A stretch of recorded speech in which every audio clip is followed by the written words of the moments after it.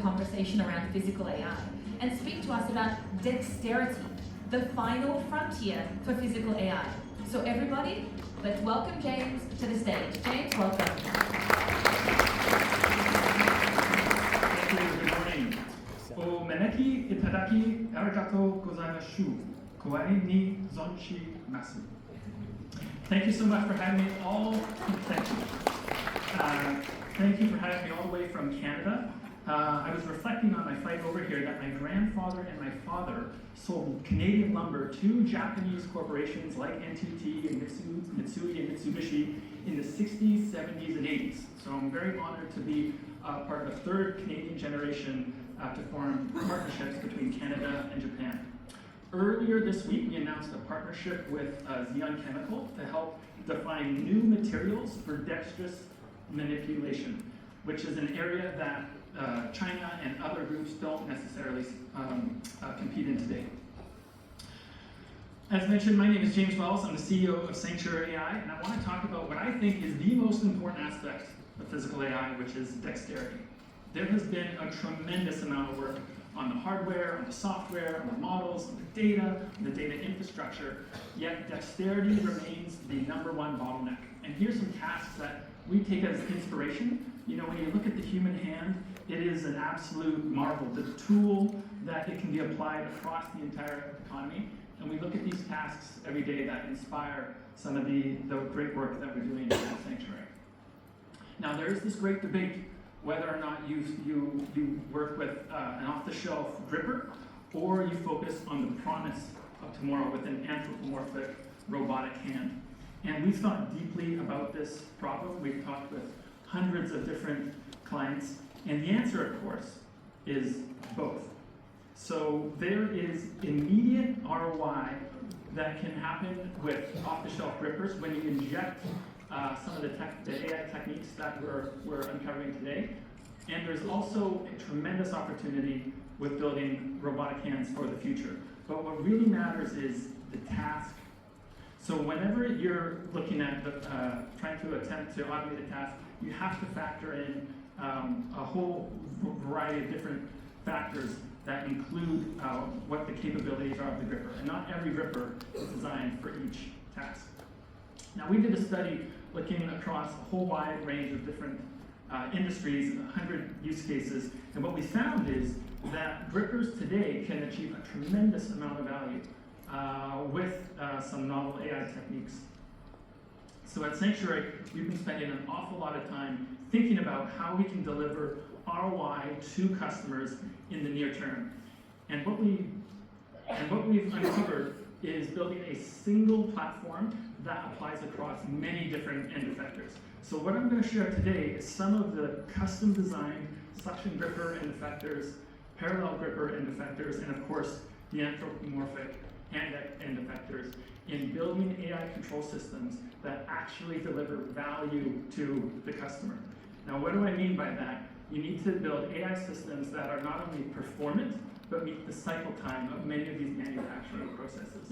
The cycle time is the single biggest bottleneck to allowing dexterous manipulation to proliferate within the industry. Okay, so here's an example. It's in an automotive plant where the process typically involves dealing with a random piece of sheet metal where you've got to pick that sheet metal and precisely place it on a fixture or a jig. In this particular case, we see nuts that need to be welded to sheet metal. So picking the sheet metal is in itself not the difficult part. Precisely placing the metal on the welder is not the difficult part. It's when you blend these two things together. And let me show you what I mean. So here's an example of where the metal needs to be placed on a pin where you only have 0.1 millimeter tolerance. Most traditional automation techniques require about 1 millimeter or 2 millimeter. So we've built an AI policy that essentially negotiates with this very tight tolerance and allows for the task to be completed.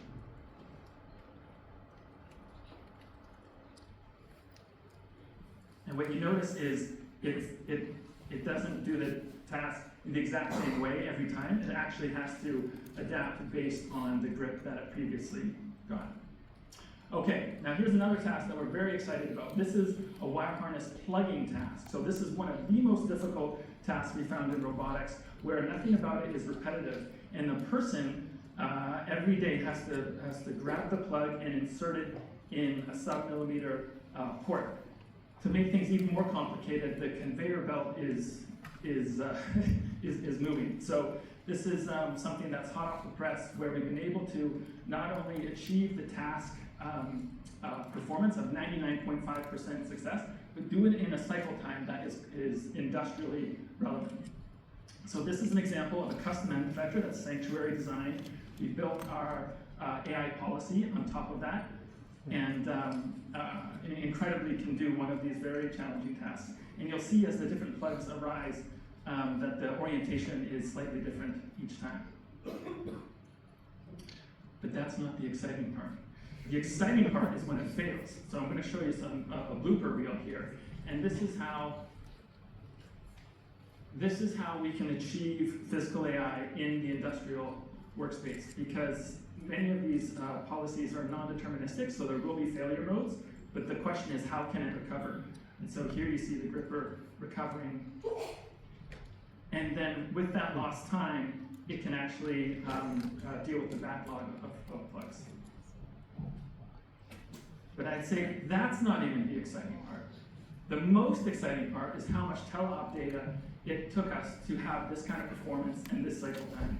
So we've designed a model architecture that is extremely sample efficient, that allows us to train these types of models once you have the hardware in place in just less than 5 hours for extremely low cost. So to train this model took less than 12 GPU hours. Without using any pre-trained data. So what we're finding for these very discrete industrial tasks, that if you fine-tune the models at the customer site, you can actually build performant models that meet cycle time and ultimately deliver an ROI.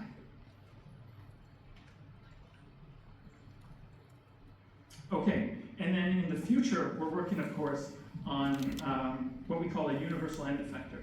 And Sanctuary has a unique approach to this. So we got going on this journey about 4.5 years ago. And we built electromechanical based hands, we built cable based hands, and we had issues with both of them. And so we arrived on a completely novel approach to building an anthropomorphic robotic hand that uses hydraulics. So why hydraulics? Well, it's 20x the power density of an electromechanical hand. It's got incredibly fast response time, high fingertip precision, and it's most importantly, energy efficient actuation.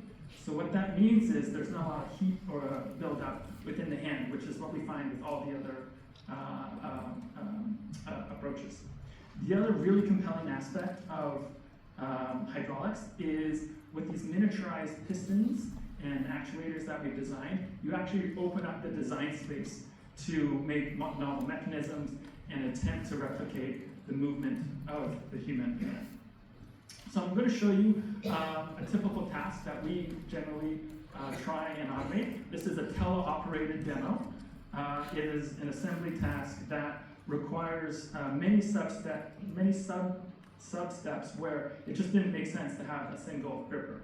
So it grabs a piece of metal, puts it in a fixture, and one of the main challenges is how you actually thread a nut. So you'll see here the tactile sensors that are on the hand that inform the teleoperator how tightly they have to squeeze, and then you can see just the threading here. So in full transparency, this is a one-cut demo. We didn't cut the video up here, and just to show just how much control the teleoperator has over the system, which ultimately leads to high quality data that will eventually lead to performant policies.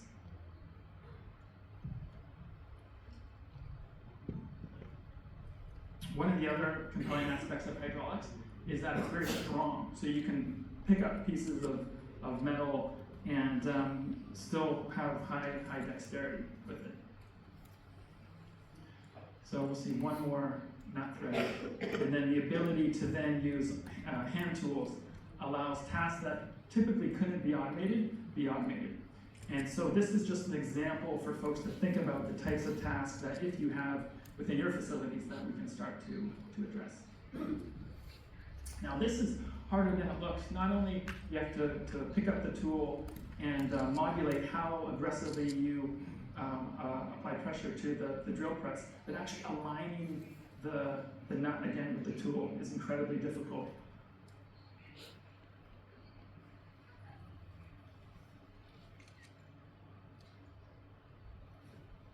There it is, finally, there we go, awesome. So there you go, Sanctuary has built an AI platform that can collect data and build policies across a wide range of end effector types. We're leveraging industrial robots today on path to mobile systems, eventually highly dexterous systems, and then finally with industrial humanoids. So I'll leave you just with a nice story. So there's a book out there, I'm sure many of you heard, called The Innovator's Dilemma by Clay Christensen. And he talks about the construction industry in the 50s, how it was absolutely dominated by cable-based excavators. And then there was an innovation around something called hydraulics. And essentially in 10 years, hydraulics took the complete market share away from cable-based excavators. Almost the entire population of mechanical shovel manufacturers was wiped out by disruptive technology, hydraulics. And so we think there'll be a very similar result here with hydraulic-based hands. Thank you very much. Thank you, James.